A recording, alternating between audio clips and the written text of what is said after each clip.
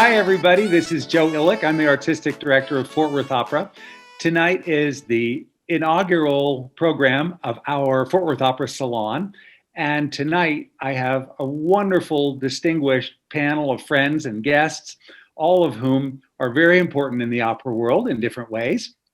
I'd like to introduce all of them to you. First of all, Francesca Zambello, who is the artistic director at Washington National Opera, the artistic director and general director of Glimmerglass Opera, and a magnificent director who's done work around the United States and the rest of the world for the last 35 years.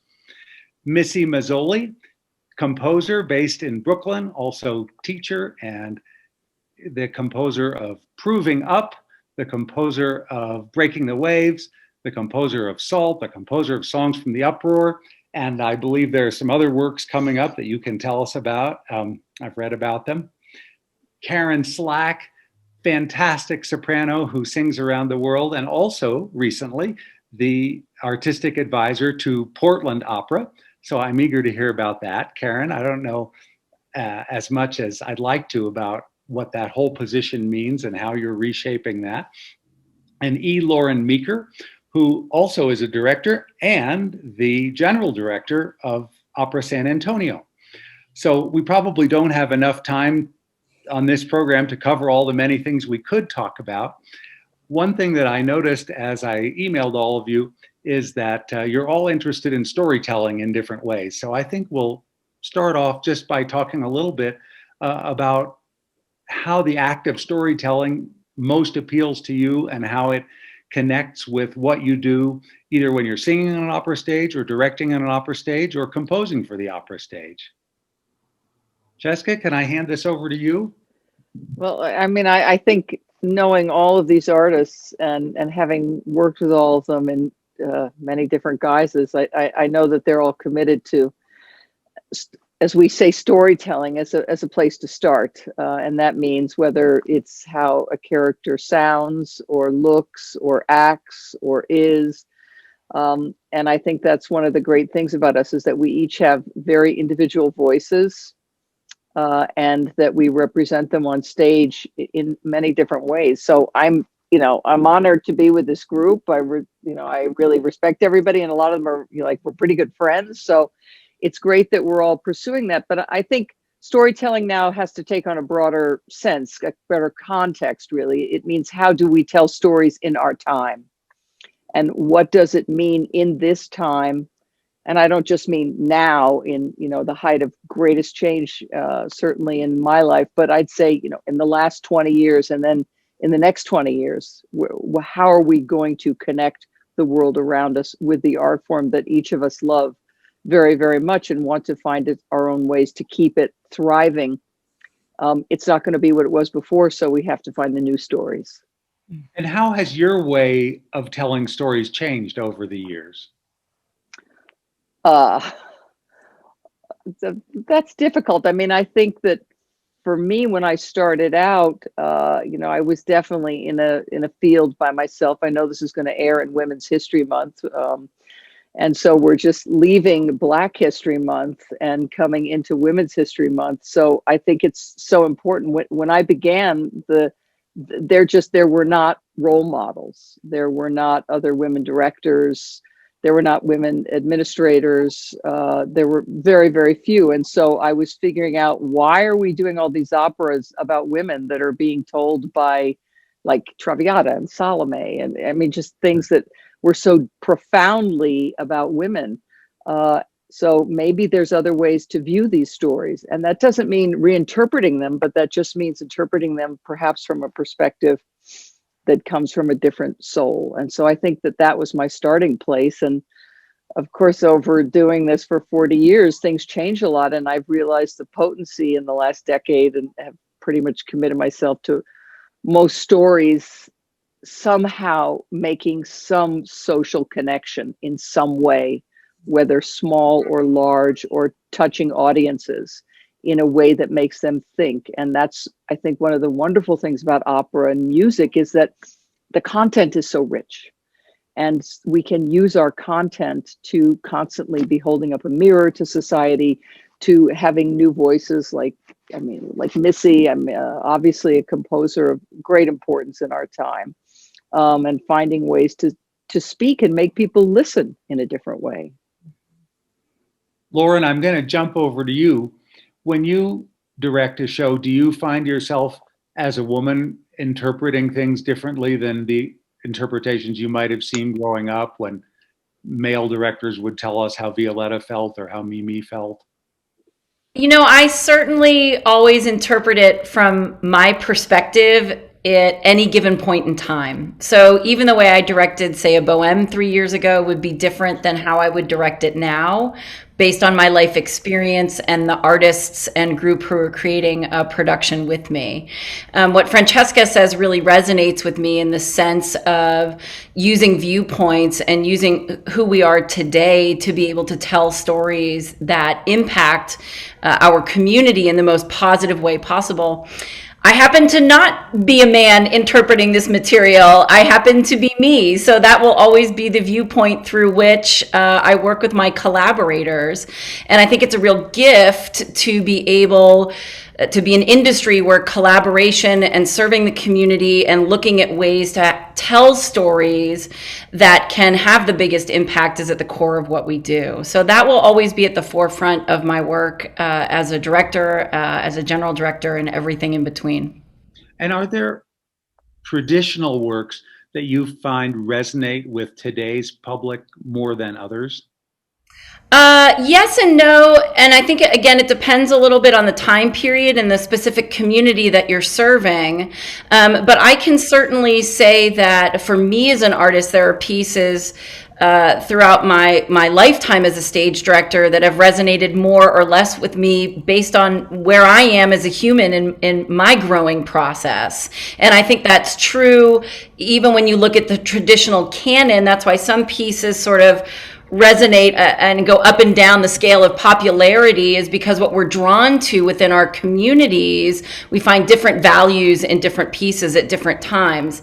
And that's what I sort of love about our art form, is that it's not a static, one interpreted way and then done, that we will constantly evolve, whether that's evolving our perspectives on traditional operas or having wonderful artists like Missy who are birthing new pieces into the canon for us to consider and carry the art form forward.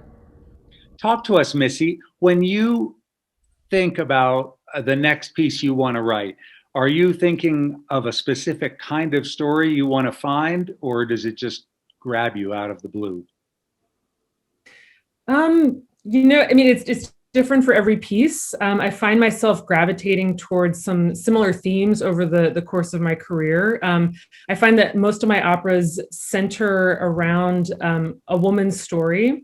So there'll be a woman sort of at the center of the opera, and in my mind, the opera is sort of about her.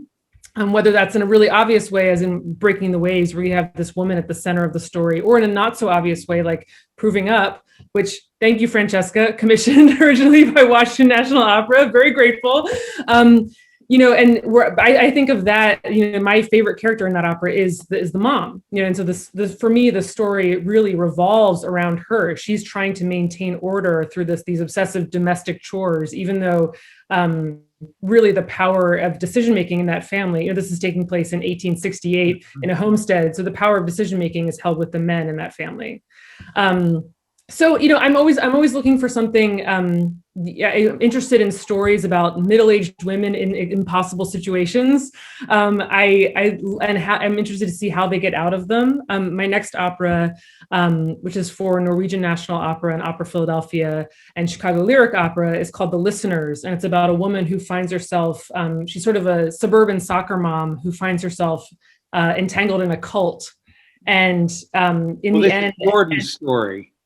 Jordan Tannehill's story, Canadian playwright who developed it specifically for this opera. So this will be the first time this story is happening in the world.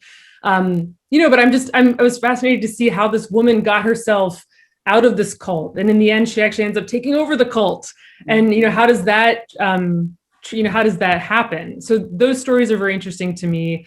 I think a level of magic and a sort of surreal element to the story is always great. I find opera extremely surreal. Everyone's singing all their thoughts, every single one of them. Like, we are not in reality, and I enjoy operas that sort of embrace that element and use it as an opportunity to sort of bring us, in a way, bring us actually closer to the truth by feeding it to us in this magical, exaggerated way.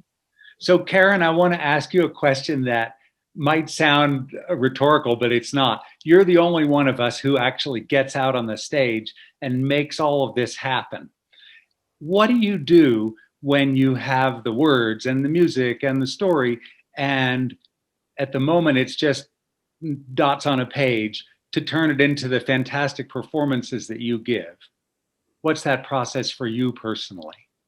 It's a lot of things. It's tears, it's wine, it's it is marking my score up like a map in pencil, all kind of colors. It's all of those things. And not only do I have to learn the notes, I have to memorize, and then I have to have a idea, a vision of what I want to see, what I want to feel in the stage, what I want the audience to feel. I have to have day one come with the director to have some kind of context and thought about who I am portraying, and it's a lot of different things. I used to, when I first started, Francesca's known me since I was 22 years old.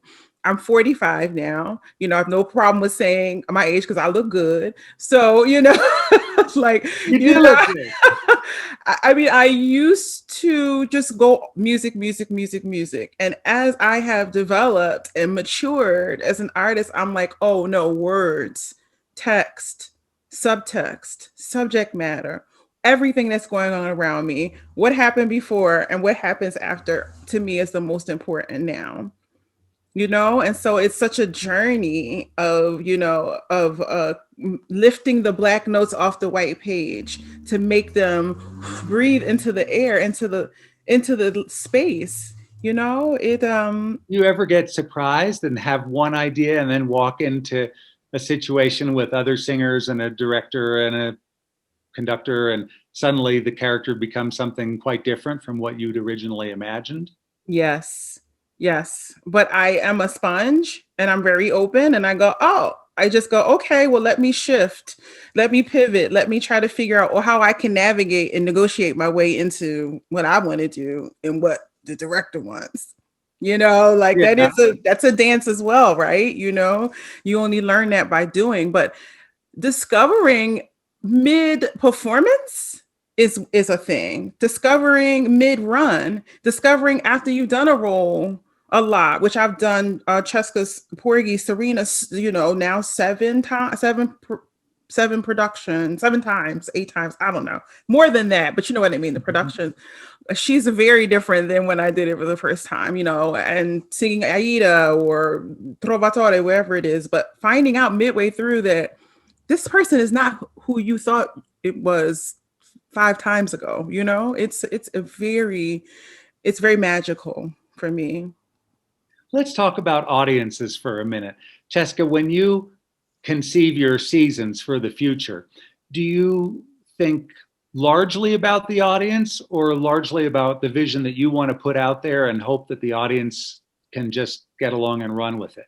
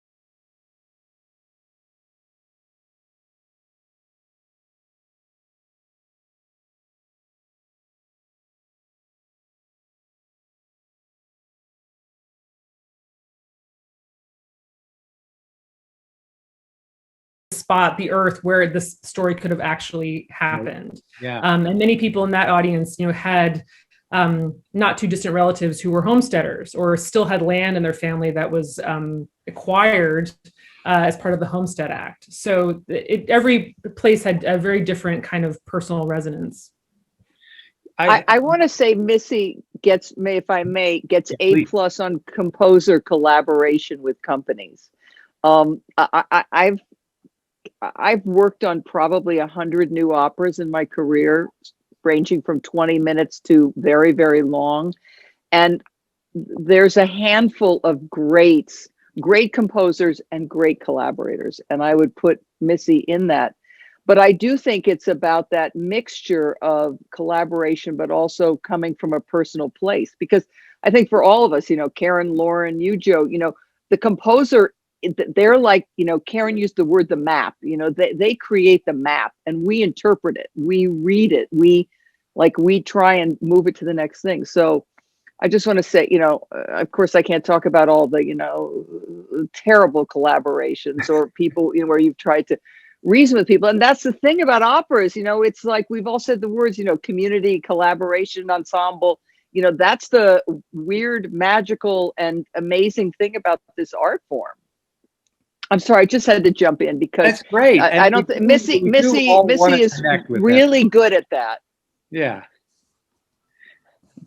It's no secret to anybody that this is a difficult and divisive time in our country. And I'm not sure that there's ever been a time when people said, oh, everything is great right now. But as we do what we do, how much do each of you hold it in your heads that we have a possibility to bring people closer together, that we really can help create unity with the art that we put on stage, whether as a singer or a director or composer? Anybody jump in? Yeah, I mean, I'll shut up in a minute, but I mean, it's like I always say we are here to be a bridge. There are so many disparate people, and whether it's new works, the Proving Up, or when we commissioned Blue, these are pieces that are like speaking to now. But I also feel like commissioning like a lot of works for kids. I'm talking about like kids, that make them think about like the environment or, important social issues. That's what's so great is that we've got an art form that stretches, and it is, it's like now, can we program Don Giovanni? Can we program Rigoletto? How are we going to get audiences to that? How do we program again Porgy and Bess? These are like things that we're going to have to figure. Like, so if we can't program those pieces, we better find all the Missy Mazzolis in the world to give us new repertory. And that's one of the great things about the flowering of repertory in America, particularly in the last 25 years, is the amount of really interesting composers working and speaking our voices that allow people to connect and have dialogue with each other. I'm sure we'll keep performing Rigolettos and Don Giovannis. Loren, I know you do traditional works in San Antonio, right? Yeah. What's interesting, the whole conversation is quite interesting, and I'll use an aha moment, for example, from my own experience here in San Antonio, even before I became the general and artistic director. We did a production of Tosca that I directed here a year ago, last fall, and at the second performance was our invited student night. And we got into the end of Act 2. I'm giving away the cards if anybody hasn't seen Tosca. But Tosca stabbed Scarpia, and in my staging twice. And the first time there was an audible gasp and applause, and the second time there were bravos and other vocalisms that were thrown in. And there was then a lot of conversation at the intermission after that I was listening to, both in the student groups that were sort of conglomerating in the lobby and with the adults or more consistent sort of patrons that Opera San Antonio had at the time. And what was really fascinating was that the patrons, the supposed opera lovers, in some cases hadn't seen a Tosca. I've got a community here that hasn't seen a lot of the war horses yet. And the students, that was true for as well, but their perspectives on the situation were so different. You know, the adults were experiencing for the first time and feeling very polite in their seats. The students were having a big, like, Me Too movement, yay, you get him sort of moment that was quite vocal. And so the audience is just the best in the world. Thank goodness for students, right? So that actually fostered this really interesting conversation throughout the company and the community about how different groups can react to different pieces. Now, you can't just bubble it into war horses, right? Every show is going to have its own pros and cons and ways that it needs to be approached. But I do think there will be a balance between looking at pieces that resonate in different ways and how to keep those in the seasons as we move forward, in addition to really surging ahead and blossoming with new works and making that an equal and important vocabulary for companies across the board. Do you do musicals in San Antonio? We do not. We have yet to venture into that territory. Doesn't mean it's not a glimmer in the back of my brain, having learned from folks like Francesca, you know. You've been wonderful about that. You've treated music theater and opera like they all belong on the same stage in the same season, and your audiences obviously feel the same way.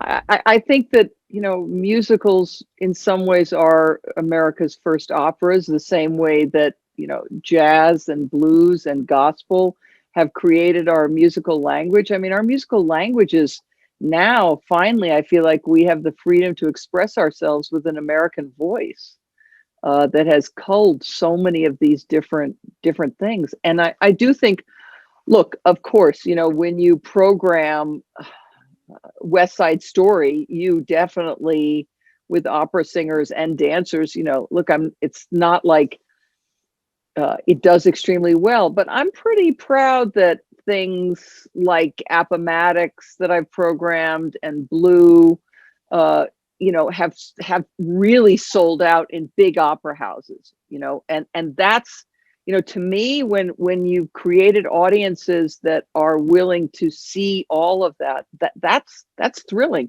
I mean, I've sat through Breaking the Waves, I remember, in a performance in New York City that was totally sold out. It was like I had to sell something to get a ticket, you know, like my arm to get a ticket. So there are a lot of audiences.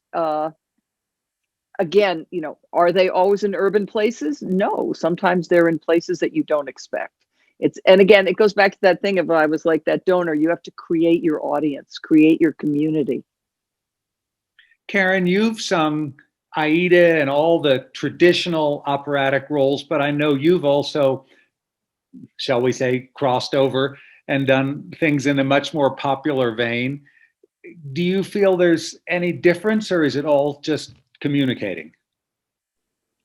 I think it's all communicating. Listen, for me to sit here and pretend like the vocal tools that you need to sing Aida translates into singing Fire Shut Up in My Bones or Dead Man Walking or whatever the other roles that I've gotten the chance to do. And by the way, I love new works because I feel like the shackles of tradition are thrown out of the window and I can do what my heart and my throat want to do. And so I remember the first time I talked to John, oh my gosh, conductor John Demain about my love for new works. And I got that through chamber music. I didn't necessarily get it through opera because people weren't calling me to do it. And he's like, you like new work? And I'm like, oh my God, I love it. And so I am fortunate to live in both of those spaces. And I do have to navigate vocally,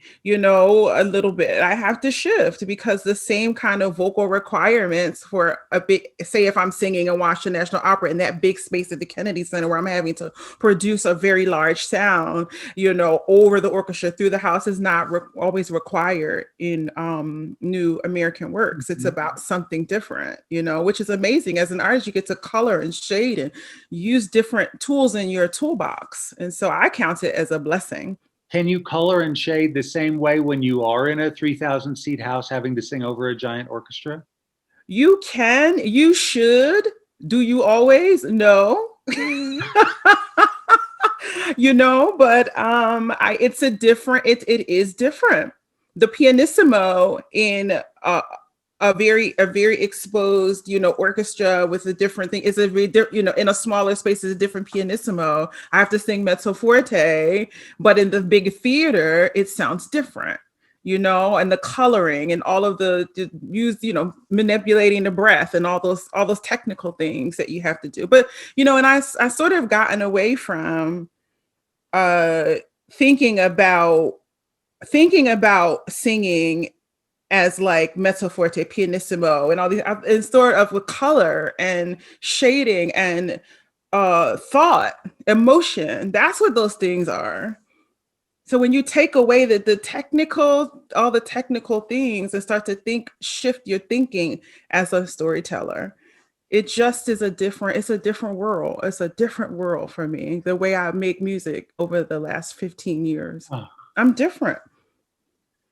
Well, it's great that we all change, right? It would be boring if we stayed the same. So Missy, I know you're a pianist and a teacher and a great composer, but I don't think you're a singer, right? And yet you seem to have an instinct, an intuition how to write for the voice that just sounds so true and works in people's voices. Is that just great ears, or how did you come to that? Well, thank you. You know, I am a terrible singer. I can't carry a tune. Like, it's hilarious. Like, I'll try to sing things in workshops and the singers are like, stop, just stop. I got it. You know? And, but I think that's why I'm so interested in opera. And that's why I dedicated myself really in a very hardcore way to studying the repertoire when I first started writing opera. And this was really, I have to give a shout out to Opera Philadelphia, where I was composer in residence. And I spent the first year of that residency not writing any opera, but just studying works, and sitting in on every rehearsal they had and talking to every director who came through and just like seeing what worked and then what didn't work. And so that was a huge education, and that's really what led me to this. But I also think that, you know, I draw inspiration from human beings. So, you know, some composers are really inspired by nature, and that's great for them. But I am not. Like, all my inspiration comes from the wacky and weird and manipulative and beautiful things that human beings feel and think and do.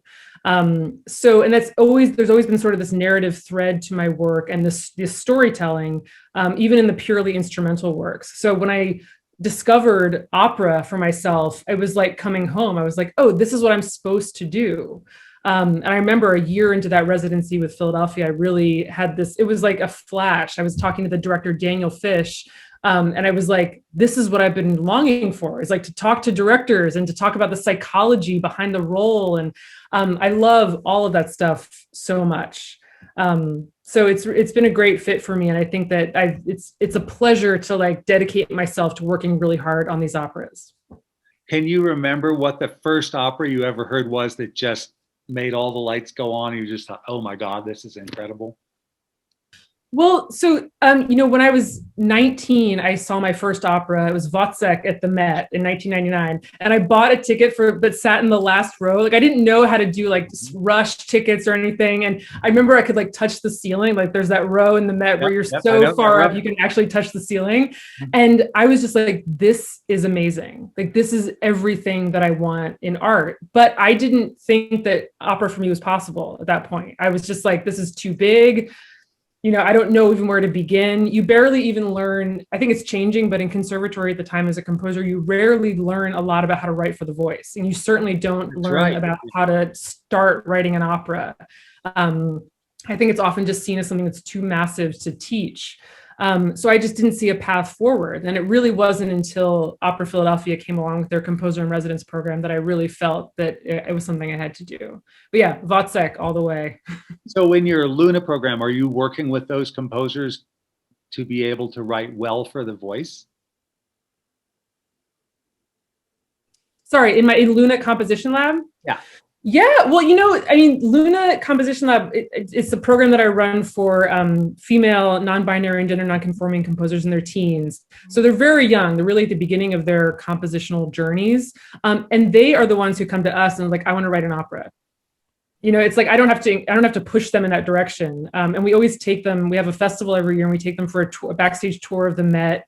Last year they met Peter Gelb, and I was like, congratulations, you've done what every composer takes decades to do. You got a meeting with Peter Gelb. And so they're really coming to us like wanting to write for voice. So this year in our festival, we're having a workshop with Janine Tesori, and working on having workshops with singers. So the interest is there. And I think that's because there's been this like real shift in American opera. I see it over the last 20 years where it's become very popular and so many more composers are interested in writing it. I mean, we found, just if I could jump in, in Washington, we have a program called American Opera Initiative where we commission 3 composers and librettists, and let's, the importance on the word and the stories, but to write 20-minute operas. Like, you got to tell a story. And the only thing that when we started the program, which now we've done 30 operas, so it's 10 years old, that I said as a stipulation was it must be an American story. It must be, I don't want something based on European something. I want it to come, I don't care where and how, but somehow American.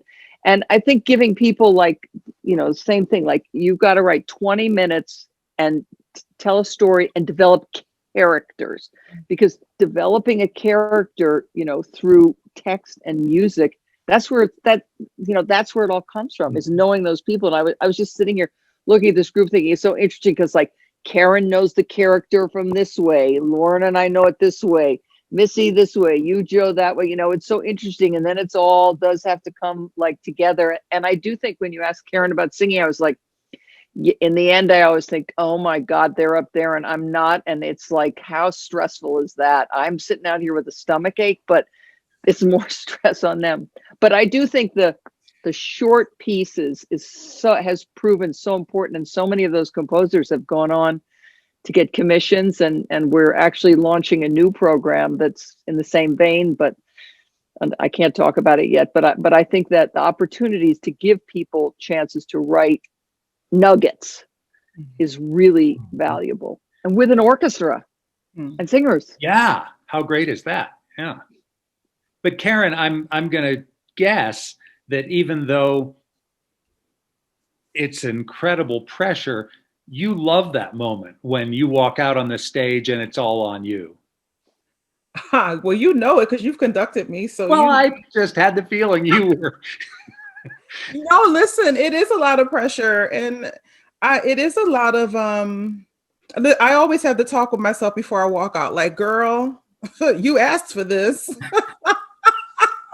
You said you wanted to do it. You signed the contract. It's always like, can I turn around and go out the back door? I mean, come on. Like, I'd be a fool. I'd be fake if I didn't, express that. And, but when I'm out there and I'm doing the thing and the moments are happening, especially when I sing repertoire that I've listened to the legends sing, like the first time I got a chance to do Tosca, first of all, I couldn't do the murder. I couldn't do the jump. I was all nervous. I got all like, oh my God, I freaked out, whatever. But the first time I got a chance to stand there and do Visitarte, an aria that I had listened to since I was 14 years old. I mean, I'm emotional thinking about that. I even got a chance to do this. Like, my God. I do know, actually, yeah. Yes, you know. I was a kid when I heard the first Salome I ever heard. I was 13 or 14. And it imprinted on me the way that Wozzeck did on you, Missy.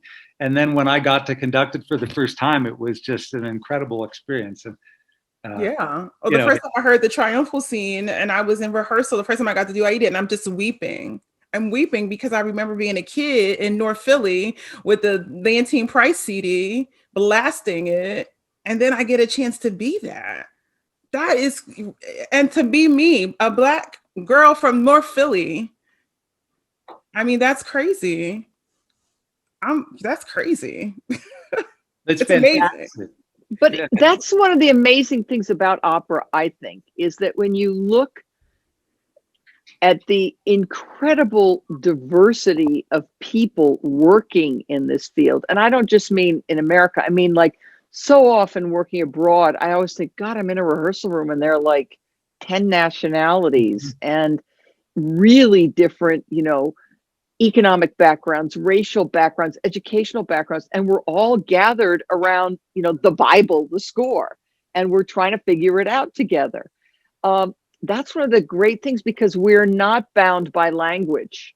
You can be working with people who have completely different backgrounds and don't even, that's when I think, and people come from everywhere.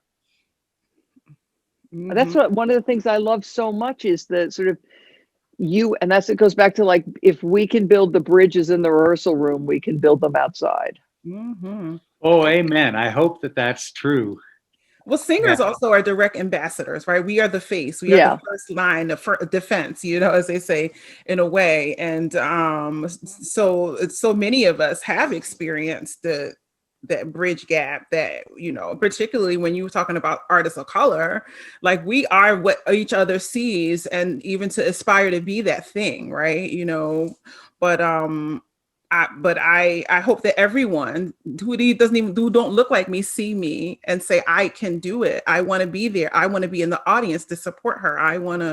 Listen, Francesca, when she was directing many years ago at Santa Fe, when I was a young artist, dialogues of the Carmelites. Again, I could not do the murder. She told me, go sit down over there. I couldn't do the beheading. And I would cry all the time. And she's like, okay, tomorrow you got to do it. So I have a thing with that. Oh my God, I forgot that. I forgot. Yeah, tomorrow. I remember that now. I remember in the rehearsal. Oh my God.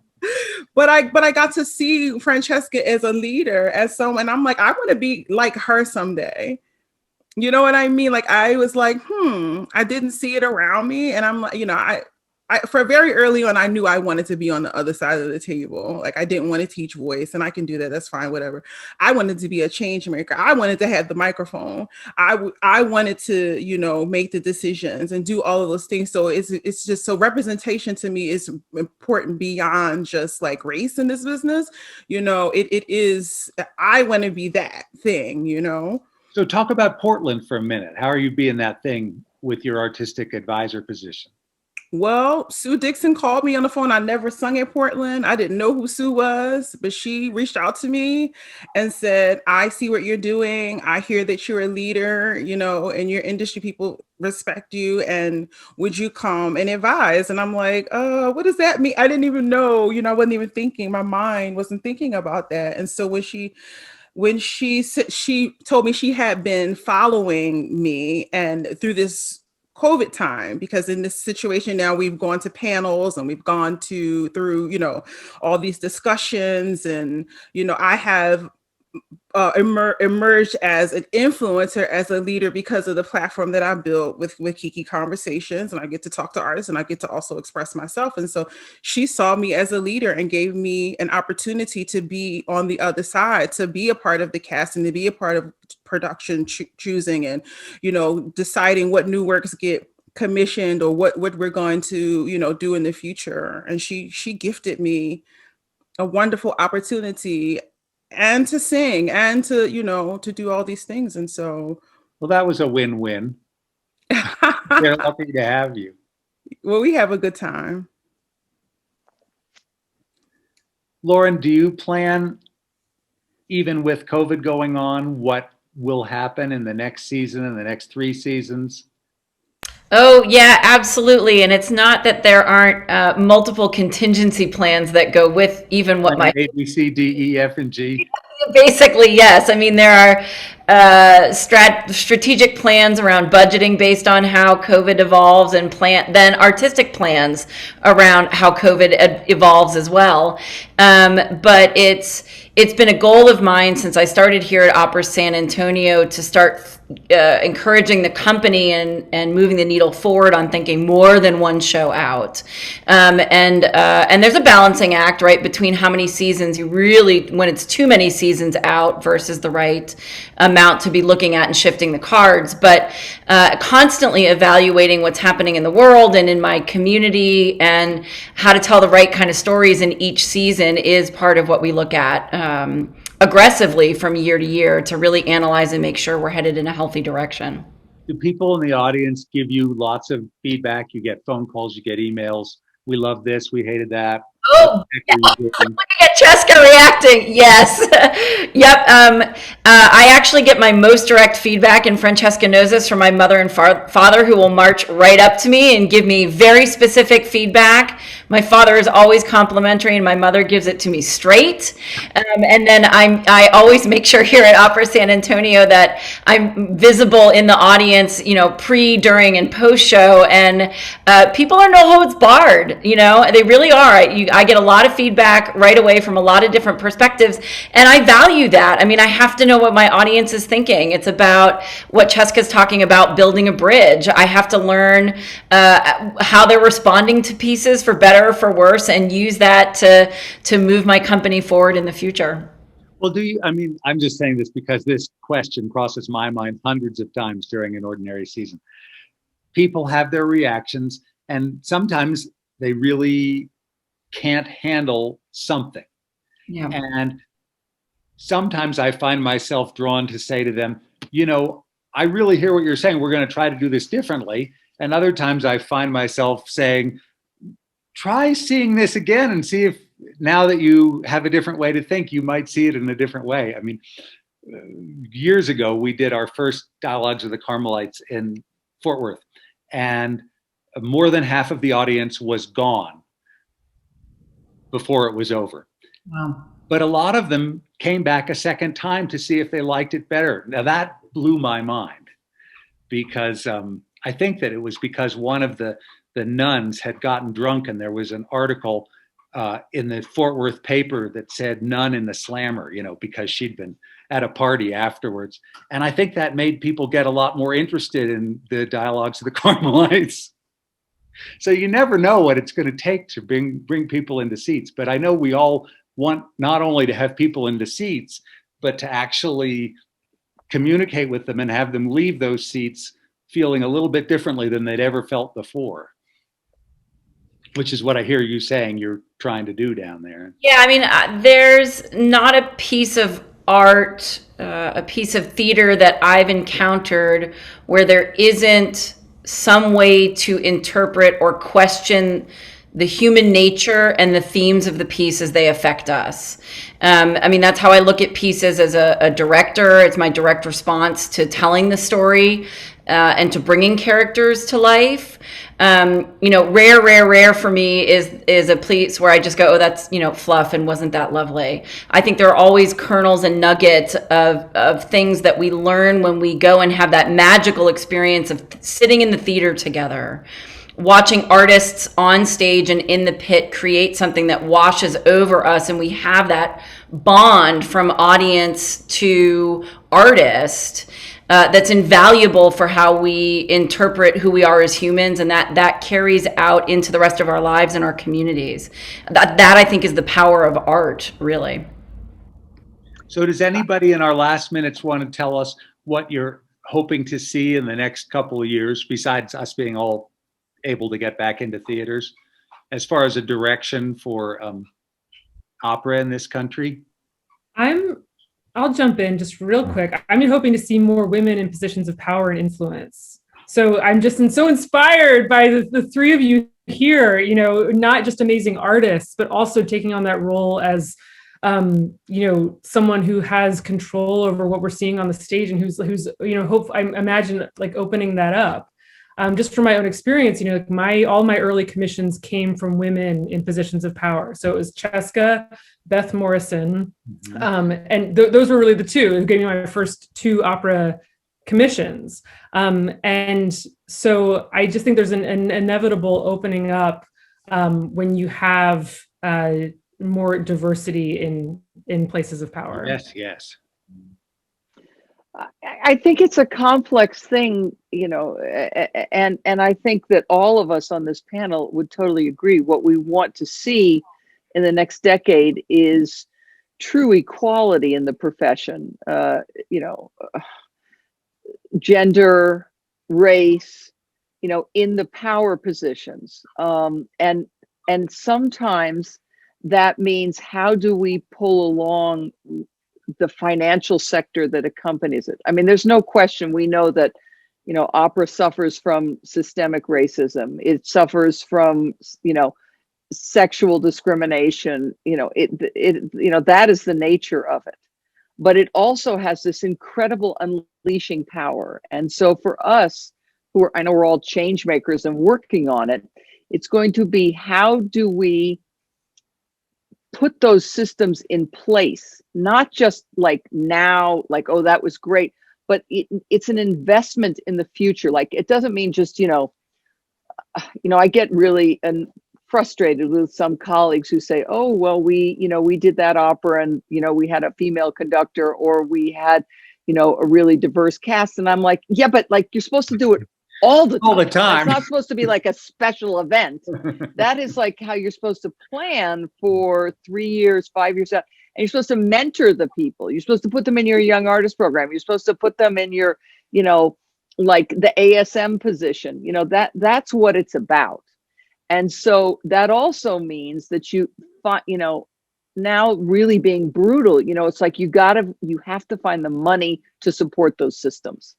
And that is, I'll be honest, that's difficult sometimes. Yeah, of course, there are important foundations like, the Mellon or the Ford, but really finding donors who believe in those things and who invest in it for the future. And that to me has really been, that's the thing that I always think about is like, how can we have mass mentoring, mass change within the business? And I'm, these are things that I'm always grappling with. And it's funny, and then I'll shush, is like when Karen was talking about Santa Fe in that summer, I was like, when John Crosby hired me for the first time to direct there in 1990, Santa Fe was traditionally a bastion of, it's like there wasn't like a strong female presence there. But I remember working there and feeling like, oh, change is possible, in this kind of situation. And I think that each of us have experienced change making in our own degree. So that's my hope for the next decade. Yeah. For me personally, I have 2 things. I would love to see more diversity in new works, diverse casting in new works. I love that Missy that Talise did Ma, because I was like, oh, well, is Ma supposed to be Black, or wait a minute, she's supposed to be mixed? Because Talise, while she's not mixed, she's very, on stage, she can be ambiguous, her race, So, but I want to see more of that. Like I want to do stories about Black queer women. Like, where is that opera?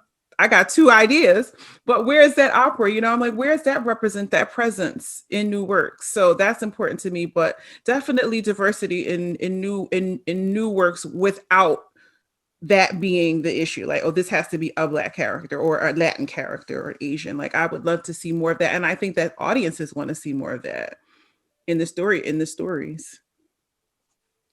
For the future, I want to know what Karen's brewing, first and foremost. Yeah, that got my attention too. So ding, ding, ding, Karen, noted.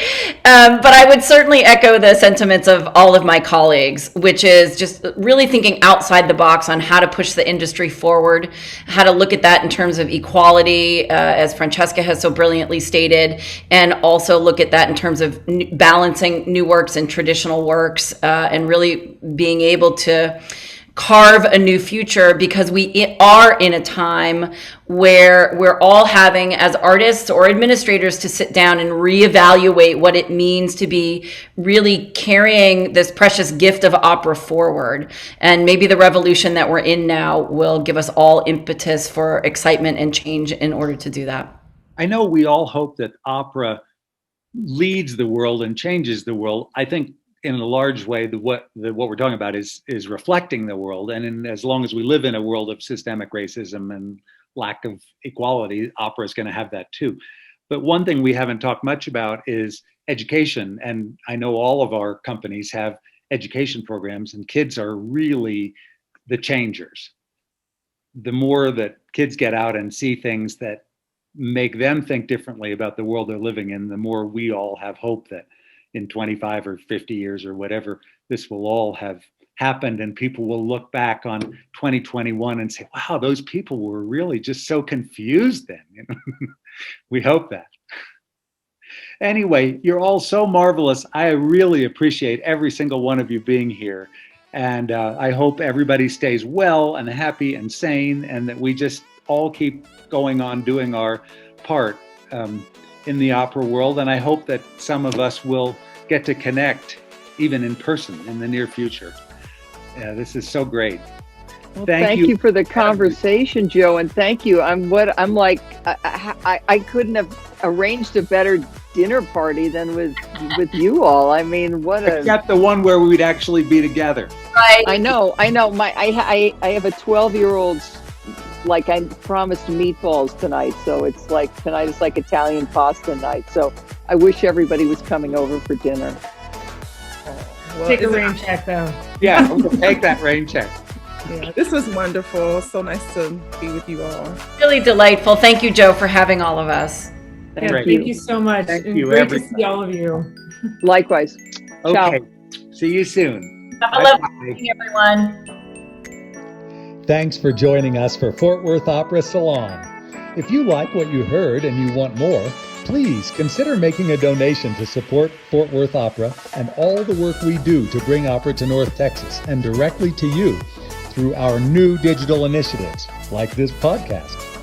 Text FWO 2021 to 44321 or visit our website, www.fwopera.org, to make a donation.